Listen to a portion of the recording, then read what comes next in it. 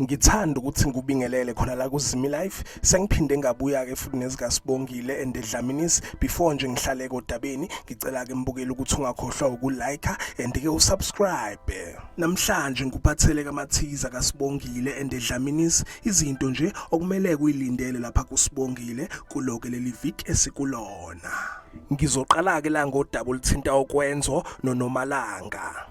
So lapha kumathiza baveza ukuthi ke uNomalanga benogcina bazothatha ke isinqumo sokuthi bewufihlele umndeni okaDlamini mayelana nokuthi ke uNomalanga waphunyelwa isisu. Baphinde baveza ukuthi ke ukwenzo bazomenza ukuthi understand and ke bazobeke sebewufihlela umndeni okaDlamini mayelana ke nokuphuma kwesisu sakhe kuNomalanga. Babeke sebeveza ukuthi ukwenzo benaye kuNomalanga bazokwenza kumcimbi wabo bodwa.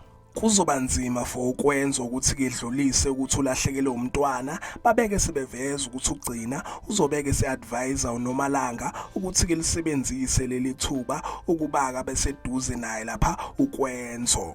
Ngidlule ngiyelapha kudaba kolithinta unjengaye naye ke lapha uphetheni. Baveza ukuthi isimo sobeke sisibi lapha kwaDlamini unjengaye uzozeke bize ifamily meeting. Babeke sebeveza ukuthi makuhamba isikhathi uphetheni uzocasulwa ukuthi ke indaba zakhe seyisabalele and ke uzothethisa kabi abasebenzi bakhe mayelana nokusabalala kweindaba zakhe. Baphinde baveza ukuthi ke unjengaye kuzomphoqa ukuthi ke bhekane ngqo nomthelela walokhu akwenzile.